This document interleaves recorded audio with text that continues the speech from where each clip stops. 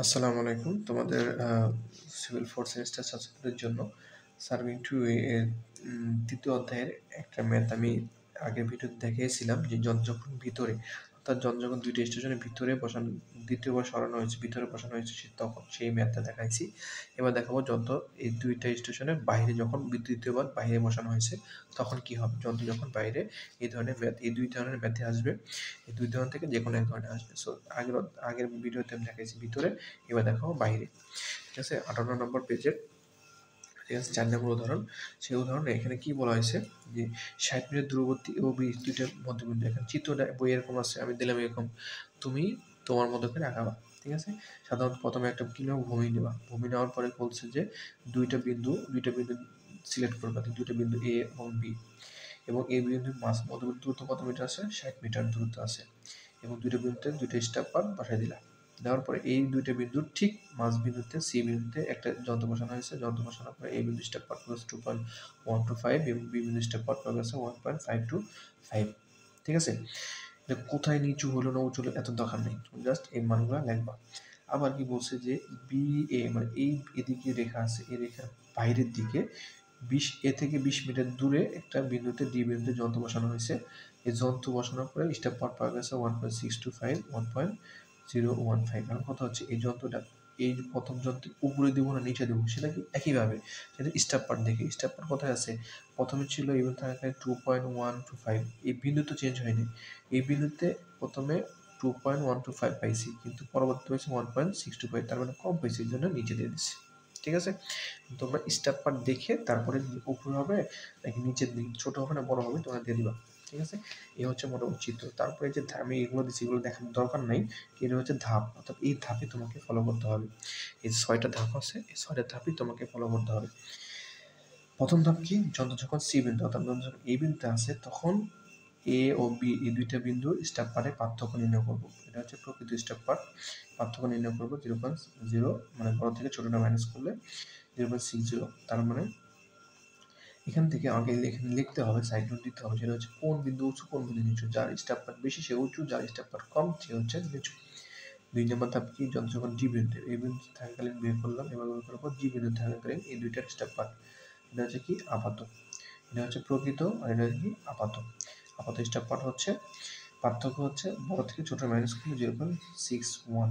ঠিক আছে? এখন দেখো এর প্রথম ২টা বিন্দু ২টা পার্থক্য আলাদা হয়েছে। আমার বিন্দু ২টা কিন্তু চেঞ্জ হয় নাই, কিন্তু তাদের কলমেশন রেখার পার্থক্য আছে, সেজন্য কলমেশন রেখা কি নাই? ঠিক নাই। এটা হচ্ছে একটা অ্যান্সার। তারপর ৩ নম্বর ধাপ হচ্ছে যে প্রথম তো প্রকৃত, সো এটার কাজ নেই, সি বিন্দুর কাজ নেই, ডি বিন্দুতেই হচ্ছে আমার কাজ। সো ডি বিন্দু যখন থাকলো তখন ঠিক নাই, তখন ঠিক করতে হবে। ঠিক করার জন্য প্রথম কাজ কি করতে হবে? যে ডি বিন্দু যখন থাকলো তখন ধরে নিতে হবে যে ডি এর কাছে যে বিন্দু আছে সেই বিন্দুর স্টেপ পার, অর্থাৎ ধরলাম যে এই বিন্দুর স্টেপ পারটা সঠিক, এটা ধরে নিছি। তাহলে বি বিন্দুর স্টেপ পার কত হওয়া উচিত ছিল? এ থেকে বি ছোট, তার মানে এখান থেকে আমাকে কমাইতে হবে। ঠিক আছে? এখান থেকে কমাইতে হবে, তো কত কমাবো? এই যে আমাকে যে পার্থক্যটা আছে 0.60, এটা কমাই দিলেই আমি এর কাছাকাছি যাবো, এর কাছাকাছি মান পাবো। ঠিক আছে? যদি এর থেকে বেশি হইতো তাহলে প্লাস করতাম, এটা প্লাস করতাম। যেহেতু কম আছে, যেন কম আসতে গেলে আমাকে অবশ্যই মাইনাস করতে হবে। কত মাইনাস করবো? এই প্রকৃত পার্টটা মাইনাস করবো। ঠিক আছে? তাহলে বি জিনিসটা করা উচিত ছিল হচ্ছে 1.625, মানে এইটা 1.625 থেকে 0.60 বিয়োগ দেবো। এটাই বিয়োগ দেবো, এটা বিয়োগ দিলে হবে না, এটা দিতে হবে, কারণ প্রকৃতটা বিয়োগ দেবো। তাহলে যে মানটা পাবো সেই মানটা লিখলাম। লেখার পরে এটাতে 1.015, মানে এখানে এত হওয়া উচিত ছিল 1.025 উচিত ছিল, কিন্তু পাইছি কত? 15। মানে এটা এই মানটা পাইছি, কিন্তু হওয়া উচিত ছিল এই জায়গায়। ঠিক আছে? একটু বেশি 1.025, কিন্তু বেশি কত? 1.105। ঠিক আছে? এখানে 1.2025 হওয়ার উচিত ছিল, হওয়ার কথা ছিল, বাট পাইছি হচ্ছে 1.015, মানে নিচে পাইছি না, এই জন্য এই মানটা কলমের রেখাটা নিম্নমুখী। যদি এটা উপরে পাইতাম, এখানে ধর এখানে হওয়ার কথা ছিল কিন্তু পাইছি এখানে, তাহলে কি উপরে হয়ে যায়, তখন ঊর্ধ্বমুখী হয়ে যায়। যেহেতু নিচে আছে, হওয়ার কথা ছিল উপরে কিন্তু পাইছি নিচে, এই জন্য নাম এটা কি? নিম্নমুখী। এখন কথা হচ্ছে যে এখন মোট কলমের ভ্রান্তির পরিমাণ কত? ভ্রান্তির পরিমাণ হচ্ছে এই যে ২টা পাইছি, এই ২টার মানে হওয়ার কথা ছিল এবং পাইছি কত, এই ২টার পার্থক্য। ঠিক আছে? এই দুইটা পার্থক্য যেটা হচ্ছে এটা হচ্ছে মোট ভ্রান্তি। তার মানে এই যে মাঝখানে এ থেকে বি, এ বি পর্যন্ত এই 60 মিটারের জন্য মোট ভ্রান্তি কত? 0.101 মিটার। ঠিক আছে? তাহলে মোট 60 মিটারের জন্য ভ্রান্তি 0.01, অতএব 1 মিটারের জন্য 0.01 60, অতএব 20 মিটারের জন্য 20 মিটার কেন? কারণ আমরা ডি বিন্দু থেকে শুরু করতেছি। ডি বিন্দু থেকে এ বিন্দুর দূরত্ব কত? 20। আমার কথা হচ্ছে আমরা এখানে সঠিক ধরে নিয়েছিলাম, কিন্তু এখানে সঠিক ধরে নিয়েছিলাম, আমাকে এক্সাক্ট বের করতে হবে। এই জন্য আমাকে 20 মিটারের জন্য সংশোধনে বের করতে হবে।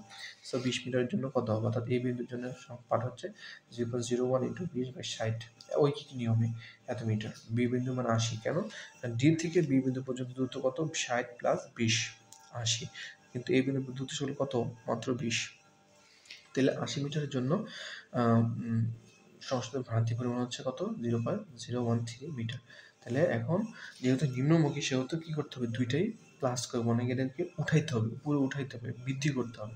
সেই জন্য কি করতে হবে? প্লাস করতে হবে। তাহলে সুতরাং বাস্তব ধাপ কি?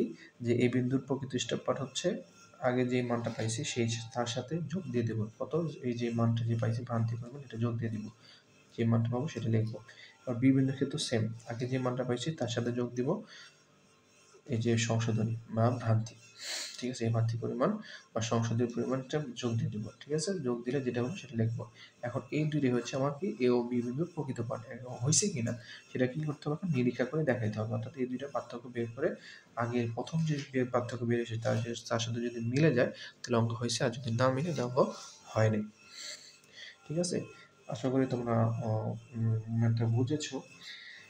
এখানে একটা জিনিস মাথায় সবসময় খেয়াল রাখবো, সেটা হচ্ছে যদি নিম্নমুখী হয় তাহলে দুইটাই প্লাস করতে হবে, আর যদি ঊর্ধ্বমুখী হয় দুইটাই এই যে মানে প্রকৃত মান বের করার জন্য মাইনাস করতে হবে। ঠিক আছে? এই জিনিসটা ম্যাথটা ভালো করে দেখো। ঠিক আছে? তোমরা এইভাবে এই ধাপে এই সিকোয়েন্সি ধারাটাই ঠিক রেখে তোমরা ম্যাথটা করলে আশা করি তোমরা ফুল মার্ক পাবে। ভালো থেকো। আল্লাহ হাফেজ।